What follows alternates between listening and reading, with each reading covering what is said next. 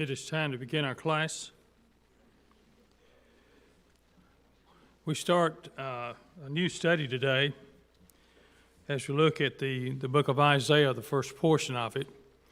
A little bit later in the year, we'll be looking at the latter portion after we have looked at the book of 1st and 2nd Timothy. And as we look at this particular lesson here, this has moved us on over into the latter stages of the northern and the southern kingdom of Israel. We'll find that the northern section, the 10 tribes to the north, are referred to as the nation of Israel. They're also, from time to time, they're referred to as Ephraim, Ephraim being the most prominent of the 10 tribes to the north. And, of course, Judah is at the south, and Judah and Benjamin, and for the most part, we'll find that the Levites will kind of make their way south after Jeroboam becomes the ruler of North Israel, because he doesn't utilize the Levites in the way that God intended him to utilize, but he lets anybody that wants to be a priest be a priest. And so, therefore, there was no need for the Levites to stay to the north. And so, for the most part, they will come south. Let's look at a little bit of the background on Isaiah now. We'll find that Isaiah lived during the period known as the divided kingdom. The two nations existed from the time of Solomon up until this point in time. The southern kingdom, or Judah, and the north kingdom, or sometimes it's referred to as North Israel, or also the kingdom of Israel, or Ephraim. He was sent to the nation of Judah. He lived in the city of Jerusalem. He is known as the Messianic prophet. He's also known as the court prophet, because most of the places where he was in close touch with the rulers or the kings of the southern tribe. The Bible tells us very little about his life, other than he's the son of Amoz. He was married and had two sons whose names were part of the prophecy that he shared with Judah, and as they became more evil, and we'll find that he serves four kings of Judah: Uzziah, Jotham, Ahaz, and Hezekiah.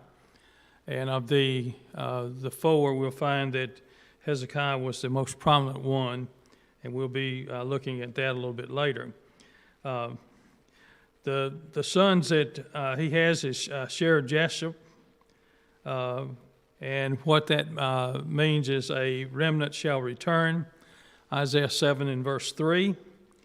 And Mala-Shala-Hasbaz is speed the spoil and hasten the prey, or quick to plunder and slow to spoil, in chapter 8 and verse 1. We'll find that his prophecies included a wide range of matters, such as history, politics, prophecy, encouragement for captives, and the call for faithfulness and the call for repentance on the part of Judah. And so we'll find that basically there are going to be two prophets that will serve in North Israel, and that is Hosea and Amos. And then we'll find in the south is Micah and Isaiah. And apparently Micah served out in the countryside, and Isaiah will serve in the city of Jerusalem. We'll find that Isaiah is second only to Psalms in the frequency of the quotations of the New Testament. We'll find that the book of Isaiah has 66 books. There are 66 books in the Bible, and so it's looked upon sometimes as a miniature with the 66 books of the Bible. And so as we look at Isaiah here, we're going to be reading from the book of 2 Kings. The first that we read about is Israel just prior to their being carried off in 732 B.C. By the Assyrians. And one of the things that we see about the Assyrians as well as the Babylonians a little bit later is the fact that when they overpowered another nation, they had a tendency to remove the people from their homeland and put them in a similar situation as far as being back into the empire. So they looked upon it as the simple fact that the best way to keep people under your control is to remove them out of their natural setting.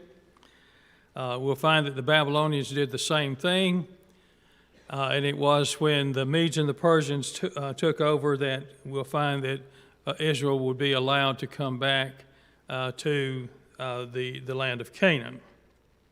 And so the first reading here comes from the book of 2 Kings, chapter 17.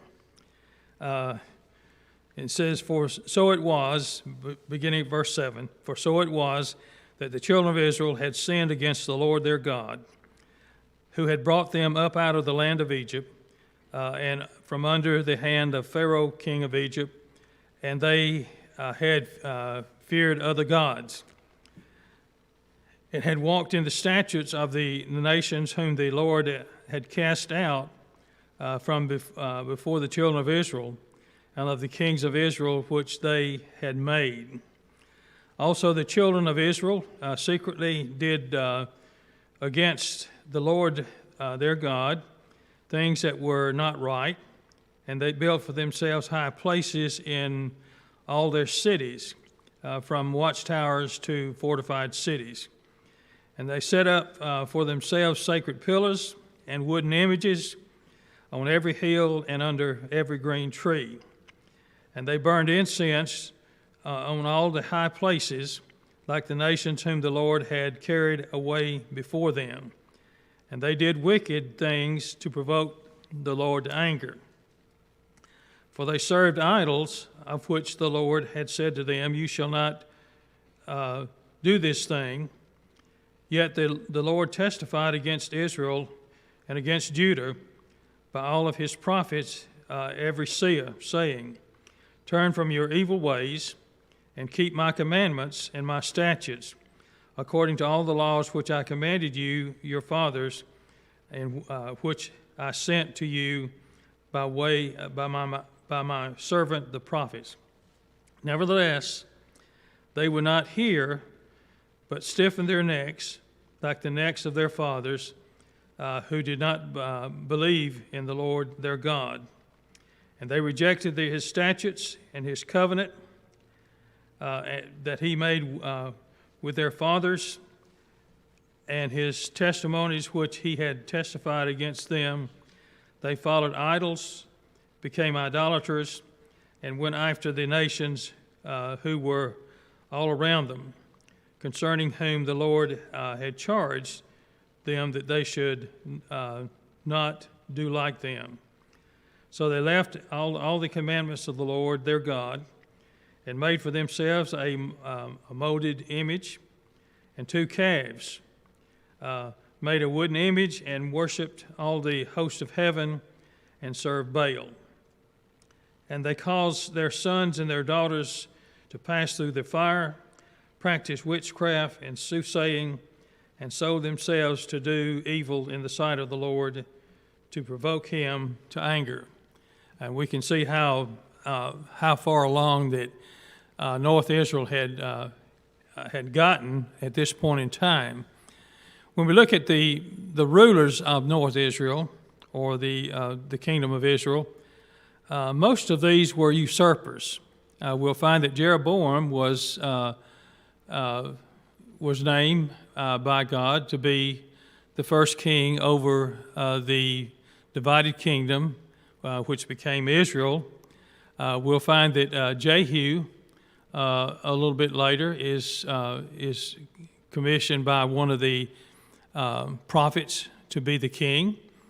But for the most part, the kings that served in North Israel were usurpers.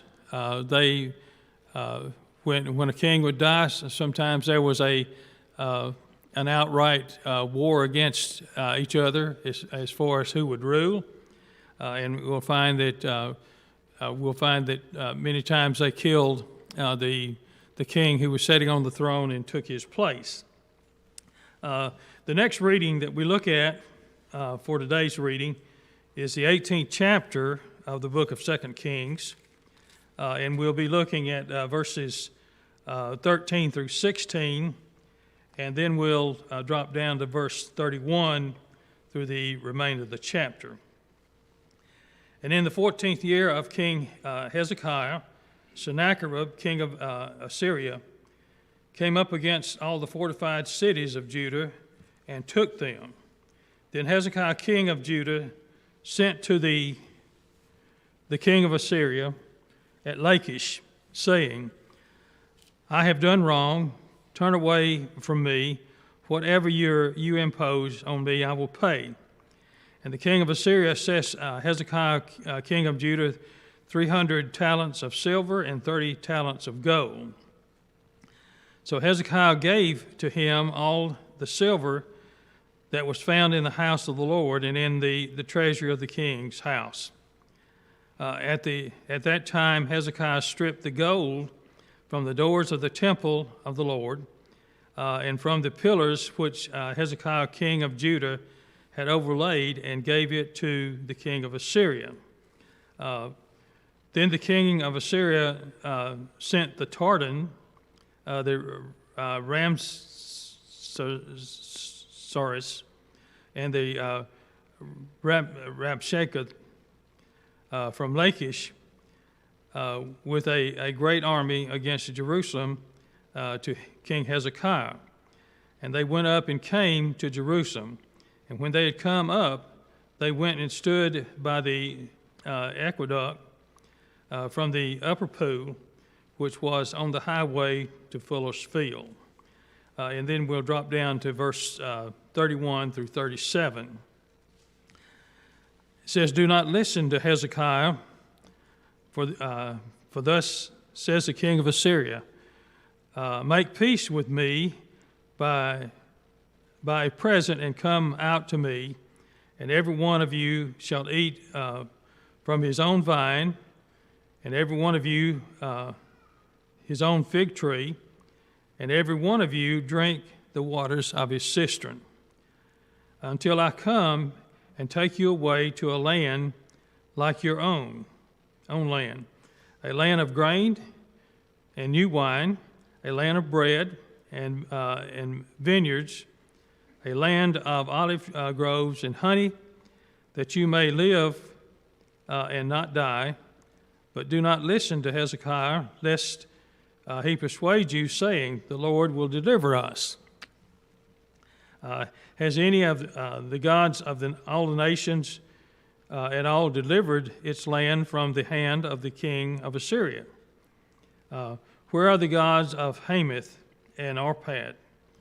Where is the god of Seraphim and Hena and Ava? Indeed, have they delivered Samaria from my hands? Who among all the gods of the lands have delivered their countries from my hand, that the Lord should deliver Jerusalem from my hand. But the people held their peace and answered him not a word, for the king command was that, do not answer him. Then Eliakim, the son of Hilkiah, who was over the household, Shebner, the scribe, and Joar, the son of Asaph, the recorder, came to Hezekiah with their clothes torn and told him the words of the Ramshacketh. When we look at this particular setting here, we're looking at the 8th century of 8th century Judah. And over the centuries, the Old Testament history, hardly any institution played a more prominent role than that of the prophet. We'll find that the prophet's role took on a new flavor, especially when we look at the latter portion of Samuel. We'll find Samuel had anointed 2 kings. He had a voice in the rule of Israel, and we see that as a result, it's beginning to change. We'll find that God expected more of the nation than it produced. Monotheism flagged, immorality flourished, and the poor and the helpless managed for themselves. And when we look at the poor and the poor and the helpless here, this was one of the reasons why North Israel fell, and as well as Judah, is the fact that the rich took advantage of the poor, and they so the poor at this particular time, they had to manage for themselves. Moses had given a law.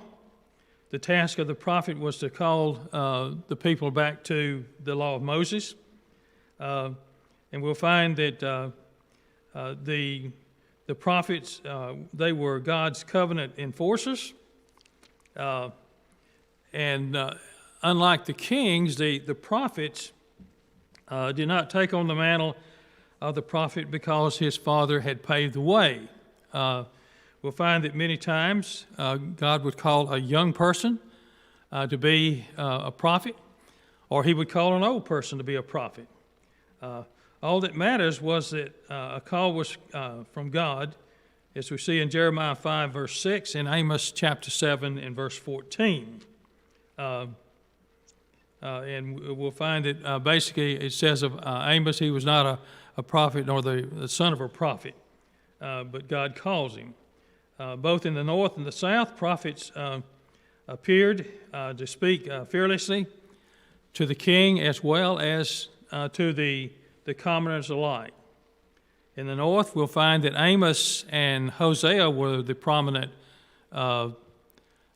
prophets at this particular time, and in the south was Micah and Isaiah. We'll find that for centuries, the power of the Middle East centered between Babylon in lower Mesopotamia and Assyria north of the Tigris, by the Tigris River. The prominent cities of Assyria were Ashur and Nineveh, and we'll find that when we read in the book of Jonah, Jonah is preaching against the Assyrians, and he's preaching against Nineveh. In the middle of the 8th century, we'll find that Assyria was a principal power, and we'll find that warfare had been very, very good to them. There were powerful men that gathered armies and sometimes mercenaries, and they surrounded and destroyed cities around them. The booty went to the army, and for the most part, the king and the nobles claimed the hefty portion of it.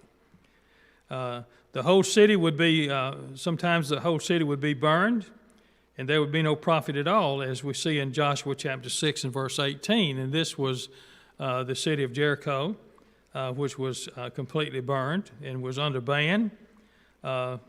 and the people could not take any booty from that at all. Assyria modified the practice by building an empire.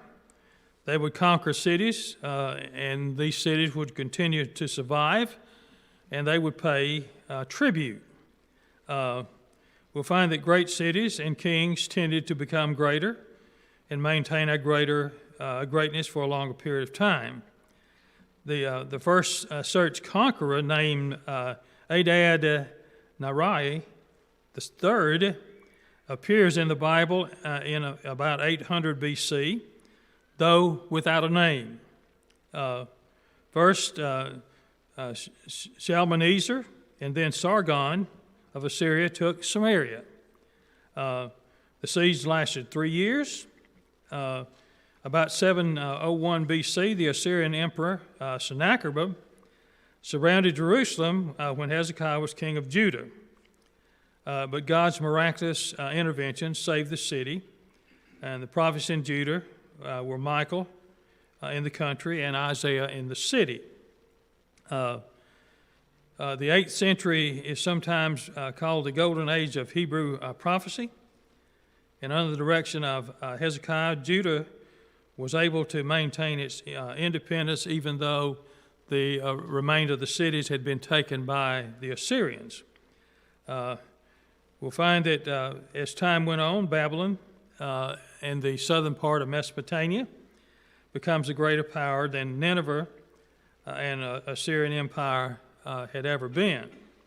And so as before the Israelites entered Canaan, we'll find that Moses reminded the nation how God cared for them throughout their times in the wilderness, keeping their clothes and their shoes from wearing out.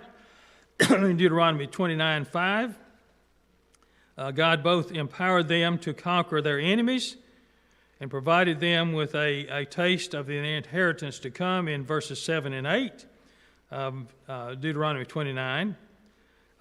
Moses called upon them to be faithful in keeping the covenant. He says, "Therefore keep the word of this covenant and do them, that you may prosper in all that you do," verse 9.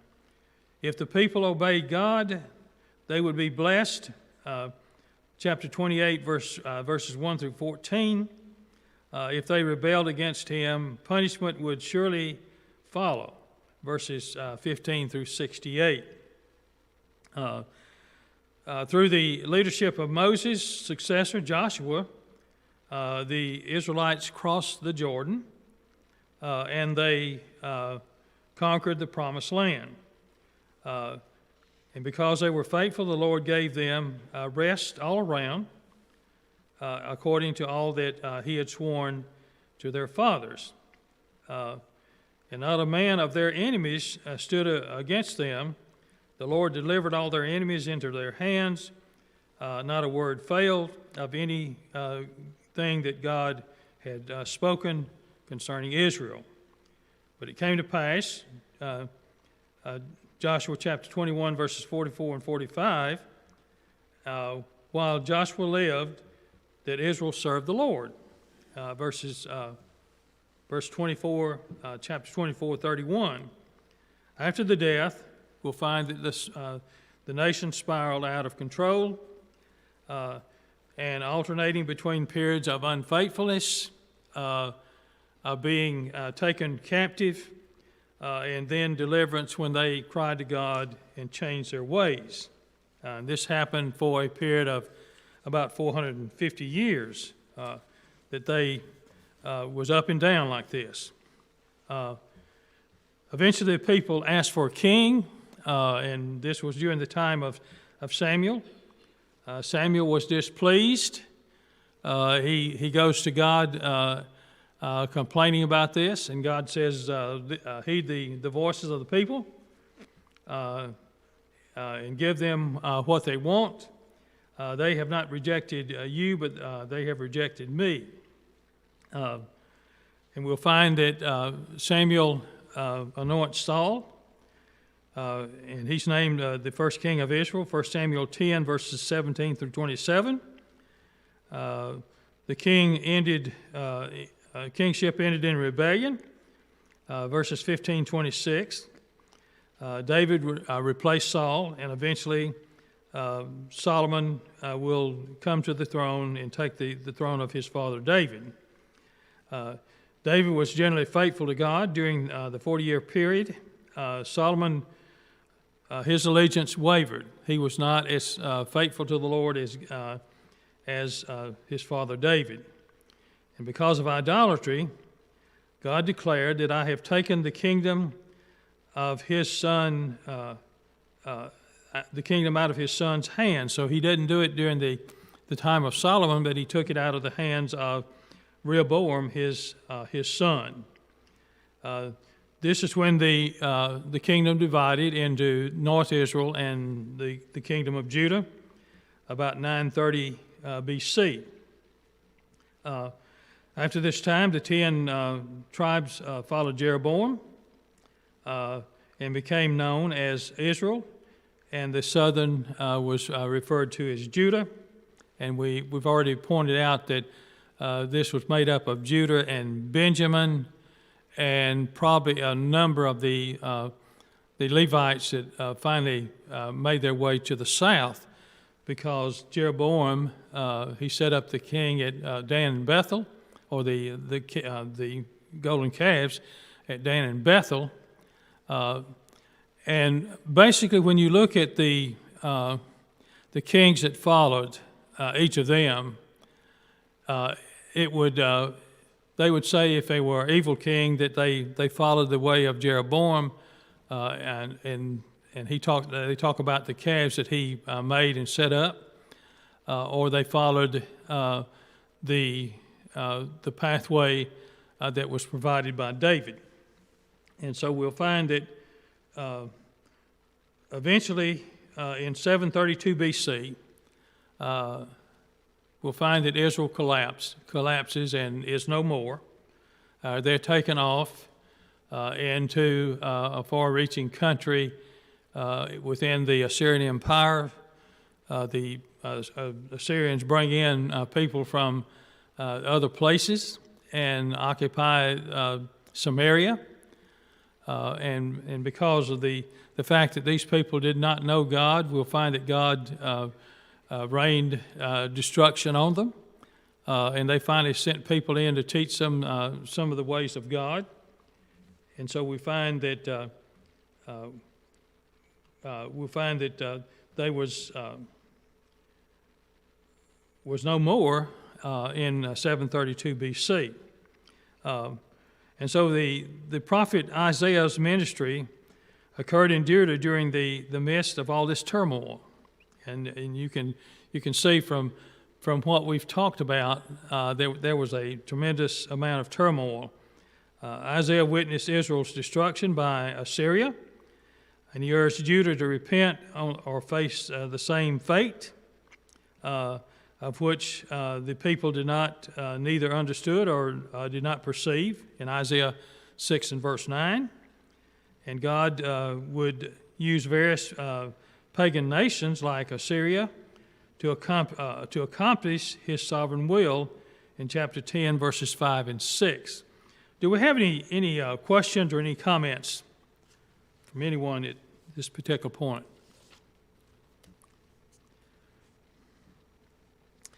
Okay, let's look at verses 7 through 17, and this is where Assyria will finally take North Israel, and we'll find that the nation of Israel was conquered because of their sin. The children of Israel had sinned against the Lord their God. They walked in the statutes of the nations whom the Lord had cast out from before them, before the children of Israel, and the king of Israel which they had made. The Israelites had been given ample reason to fear God, but they did not. We'll find that they violated the first of the 10 Commandments, which it says, I am the Lord your God, who brought you up out of the land of Egypt, and out of the house of bondage. You shall have no other gods before me. Exodus 20, verses 2 and 3. Not only did they violate the first commandment, but also the second, which is recorded in Exodus 20, verses 4 through 6. This occurred when they placed sacred pillars and wooden images on every hill and under every green tree, 2 Kings 17:10. And we'll find that basically God says you are not to make anything after the likeness of any of the creation. You're not to make after animals or fish or even the stars and the planets. You're not to make any images along those lines. However, they did that. We'll find that and the Bible here says in verse 9 that they did this secretly. Now, there's no secrecy that man can keep from God. So this idea, probably the better translation here would be that the actions were hypocritical rather than hidden. The claim that the Israelites secretly did things against God, the Lord their God, was not right is surprising, especially since the things that followed hardly seemed secret at all. And so these were hypocritical things that the people did. We'll find that God's people, when they obeyed God, prosperity reigned in the land, the crops were plentiful, the enemies were kept at arm's length, and the term that probably most fitting for Israel and as well as Judah was henotheism,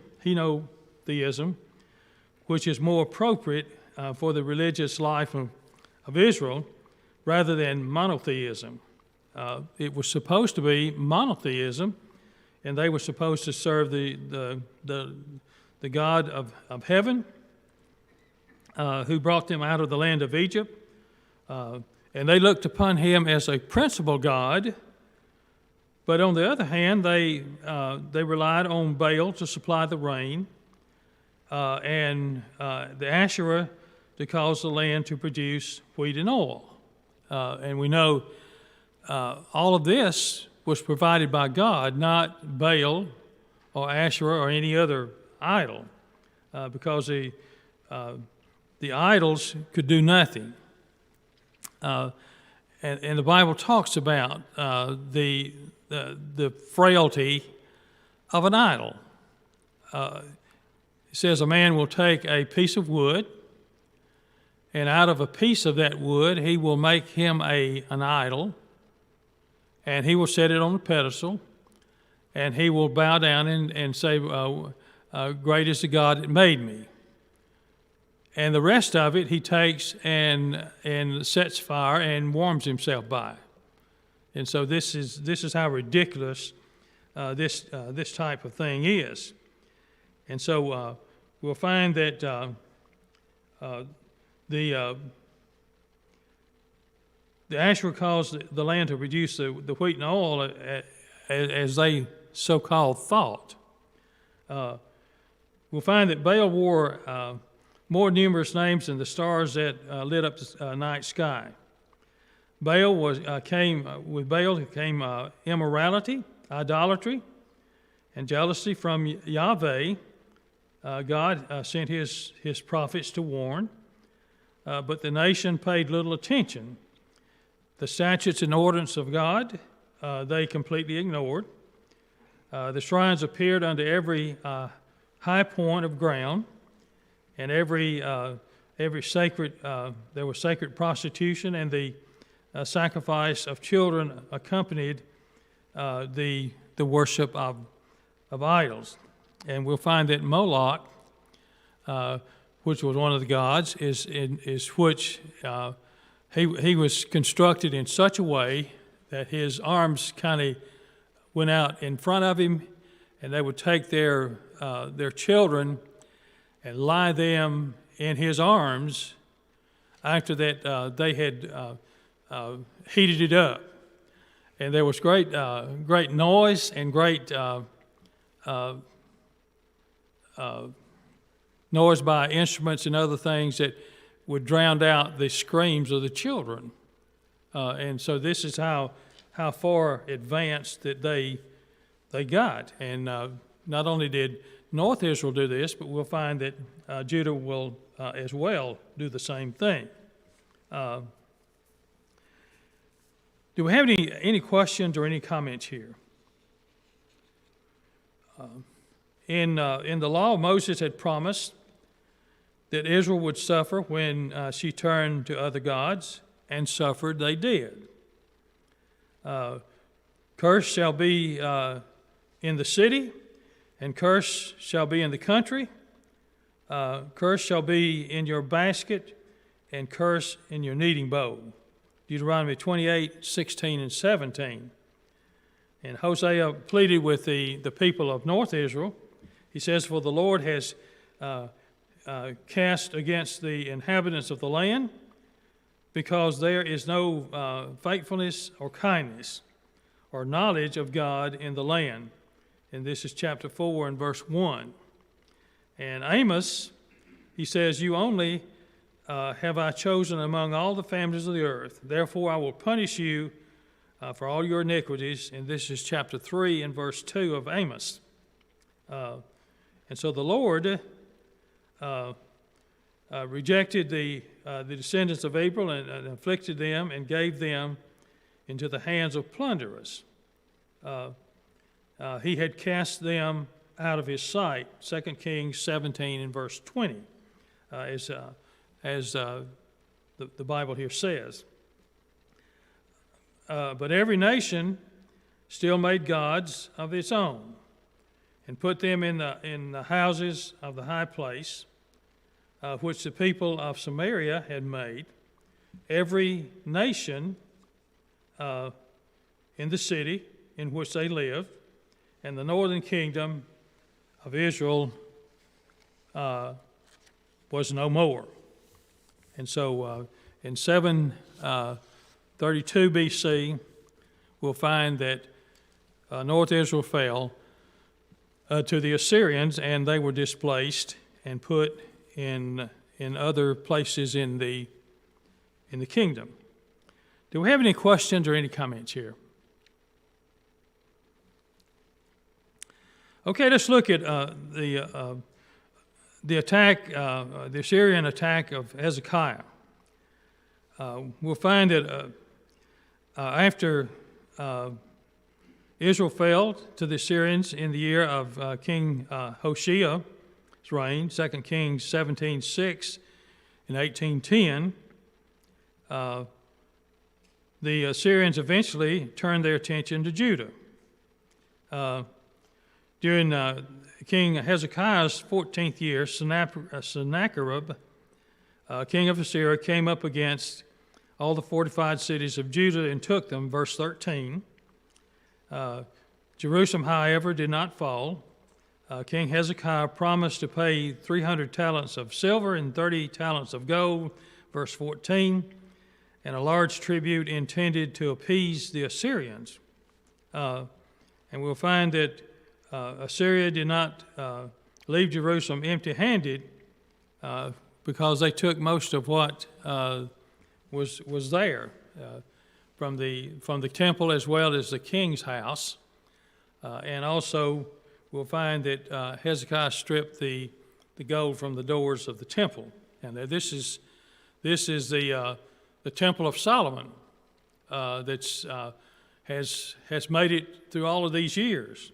And we'll find that there were multiple times in which the temple was repaired. In 2 Kings 18:17, we'll find that Sennacherib sends his a group of his people, and they stand near the viaduct, which was had been built to bring water inside the city of Jerusalem, and as a result, it's near Fuller's Field, and they began to cry out against Hezekiah. And when we look at what had happened here, we'll find that he begins to talk about what God has instructed him to do. He's trying to convince the people of Judah to open the gates and let them in. And he says, first of all, he says, if you do this, your life will be preserved. You'll be able to sit under your grapevine, under your fig tree, and you'll drink water from your own cistern. But this he had no intentions of doing. He was going to eventually replace them, move them out of the city of Jerusalem, and take them to a far-reaching country similar to what they were used to. And then he starts talking about that the Lord has told me to go in and to destroy the city of Jerusalem. Well, we'll find that Isaiah, as well as others, had said that the rod of God's punishment was Assyria. However, we'll find that the Assyrian king is trying to say, God has told me to do this. And so therefore, he's trying to convince the people to not listen to Hezekiah, but to open the gates and let him come in. And so we'll find that Hezekiah, under the direction of Isaiah, is holding firm against his defiance against the king of Assyria, and as a result, we'll find that he's eventually going to take what he learns from the spokesman of the group that came from Lachish to relay the message of Sennacherib, and he said, "Don't even answer them. Just remain quiet." And as a result, he goes and he goes into the temple and he prays to God, and he realizes that the only way that Jerusalem can be saved is by God doing so. And so he tears his clothes, puts on sackcloth, and went into the house of the Lord. And Hezekiah turned to God in prayer. If Judah could be saved, only the Lord could do this. Do we have any questions or any comments here? Anyone? In the remnant here, we'll find in the fate here is that Sennacherib is saying you'll just be left here to enjoy your grapevine and your fig tree and your drinking from your own cistern. But we know the policy of the Assyrians was to displace people. The best way to keep them under your control was to displace them and put them in a different place. And so we'll find that Hezekiah followed the advice of Isaiah when he sent word to all the people. They were to say nothing, no argument, no jeering. Hezekiah's representatives tore their clothes and reported the words of Sennacherib to the king of Jerusalem, and he, in turn, tears his clothes and puts on sackcloth and goes in before God. God has always maintained a remnant of his people, a remnant he would save. And we'll find that, that this is what happens. The nation had failed to obey the word of Moses. If your hearts turn away from and do not hear, God will punish you. But if you turn back to him, God will provide for you. Do we have any questions or any comments here? Anyone? Okay, next week we'll look at prophecy and the change in Judah as we continue our study of the book of Isaiah. Okay?